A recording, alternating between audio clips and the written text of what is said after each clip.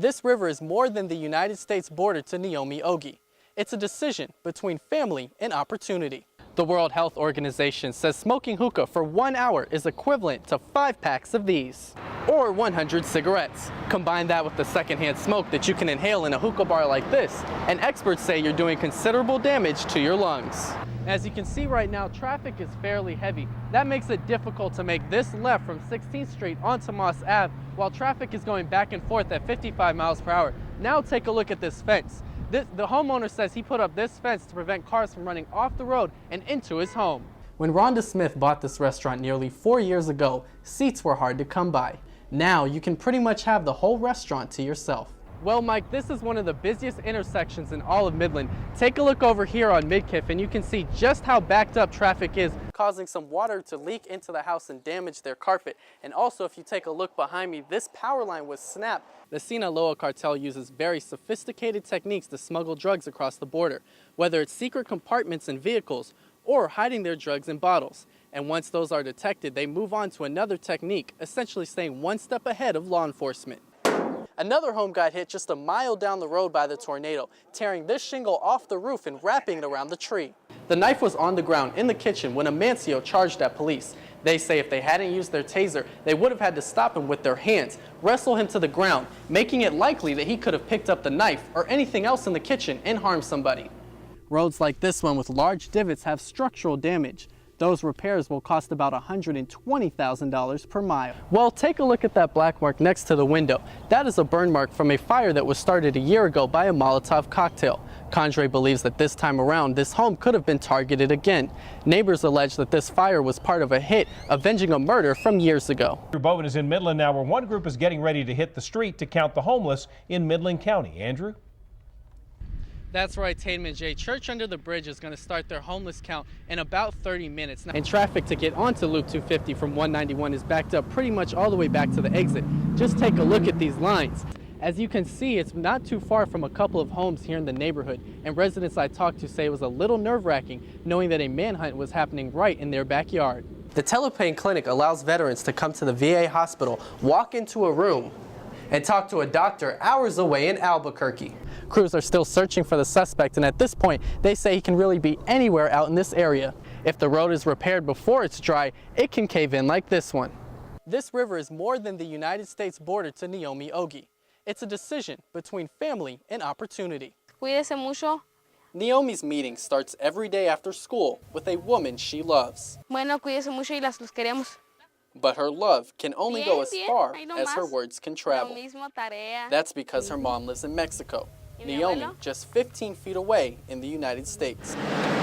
Crossing the border is only legal at checkpoints, so they meet here to share their bond as daughter and mom the best they can. For nearly 15 years, the Rio Grande has been both the dividing line and their kitchen table, ¿Todos bien? where they talk nearly every day about school and life. It's like every little kid who would want to come from school with their parents to show them how, Mom, I have a happy face on my calendar, or Mom.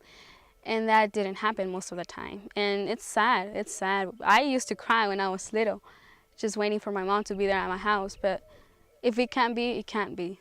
Her parents were living in Odessa illegally when Naomi was born, making her a U.S. citizen. Unable to get citizenship, they decided to move back to their hometown when she was 3. But Naomi and her siblings would not make that move. Her parents decided an American education was more important than living together. Yeah, it's for U.S. history. They would stay just across the border in Candelaria, a village about 50 miles from Presidio, with her grandma. They care about us, so they would give me advices, telling me, you know, mija, school is first. Her pursuit of an American education starts at 5 in the morning. She boards the school bus when it's still pitch black outside, the start of her hour-long trip down a windy, bumpy road leading to Presidio. Her teachers will tell you Naomi isn't just receiving an education, she's taking full advantage of her opportunity. She is in the early college high school at Presidio High, meaning she can graduate with enough credits to earn an associate's degree. Something I've always thought to myself, why would I be taking this big risk if I'm not going to take advantage of my school? Santos Lujan is the principal of the early college. He works closely with students, including several living with guardians like Naomi. These kids are, at a very early age, are becoming very mature. They're making very mature decisions, but they know that the potential of a great education is the way to success, and they're willing to do whatever it takes. With college on her mind, she continues on her journey, working diligently in school and setting up appointments with her mom. Yeah, sometimes it just gets too much. When I just come and relax myself and I talk to my mom, like how we do right now, and she just tells me, just go on with school, you just go on. Occasionally, those appointments turn to visits, only when her mom crosses the river on this cable line, risking arrest to be with Naomi. So most of her life, she comes to the river, in earshot of her mom, but without the personal connection. No being tucked in at night when she was little, no bedtime stories, no hugs after school, just a river and a wave. Bye. Naomi's mom hopes to get U.S. citizenship soon. Naomi will turn 18 this year, meaning regardless of what happens, she will be an adult capable of taking care of herself so she can stay in Presidio ISD. Reporting in Presidio County, Andrew Bovin, CBS 7 News. Jay, this is the Sunday paper from Ojinaga. As you can see, El Chapo dominates the conversation. Today we spent the afternoon in Ojinaga talking about El Chapo and what this means for their community. It was a normal, warm Sunday afternoon in Ojinaga with kids dancing and people hanging around the plaza. Except for the shocking news of El Chapo's arrest. It was a surprise, but everything here is calm. Irma works at this newsstand in a popular square in Ojinaga. She says everybody couldn't wait to get their hands on the Sunday edition. A lot of people are talking about El Chapo, you know. Most residents we talk to say Ojinaga is safe, as you're more likely to see families congregating at church than violence. We don't participate in that too much, so it's not affecting us. Still, rumors say that things will heat up soon enough. These are her sons, she says, and they are saying it's not over, it's just getting started.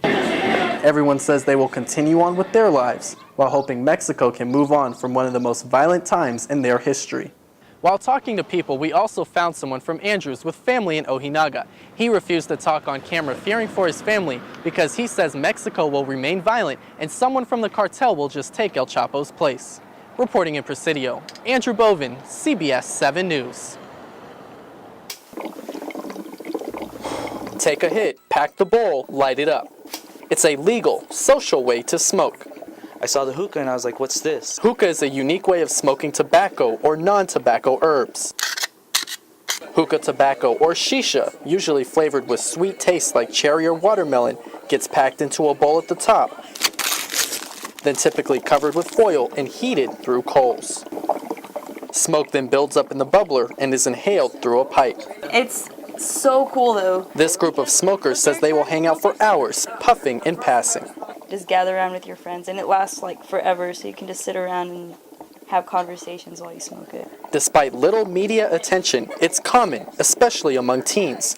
They say it's a safe, legal way to enjoy some puffs. It goes back to it not being illegal and being so accessible. Like, I mean, the shisha that you smoke or the stones that you buy, they're not expensive. Neither is the coal. Research suggests all that smoke is harmful. The World Health Organization says smoking hookah for 1 hour is equivalent to 5 packs of these, or 100 cigarettes. Combine that with the secondhand smoke that you can inhale in a hookah bar like this, and experts say you're doing considerable damage to your lungs. We're talking emphysema, we're talking lung disease, lung cancer. Just the process of smoking makes it more dangerous. Plus, since you're inhaling deeper, you're bringing in more of the carcinogens, so it's more concentrated. Shisha also contains harmful chemicals like nicotine. There is no safe level of nicotine or of tobacco. Any amount can cause some kind of damage. There are other products that aren't tobacco or don't contain nicotine. Still, experts say they pose similar problems. Do you believe that? I do not. However, the group I talked to wasn't buying it. They also use cigarettes, and they can feel a difference between the two. I've been smoking cigarettes for a while too, and you can feel the difference in your lungs as well as like when you've been smoking it for quite a while. I think the only thing you get is your throat gets sore. But is it addicting? But it's not like something I do every day. It's something like every other month or so. It's not something I do like on a regular basis. What's inside a hookah is tobacco. The addictive substance in it is nicotine. The same thing that's found in your cigarette, your cigars, your dip, and your snuff. The risks go beyond the lungs. Doctors say passing the pipe from mouth to mouth can lead to viruses or infections. This group knows there could be some health effects. Smoke is smoke. But they doubt the facts will convince many here in this room or elsewhere to kick the habit. I mean, I smoke cigarettes, and I know people who smoke cigarettes and have gotten sick off of them.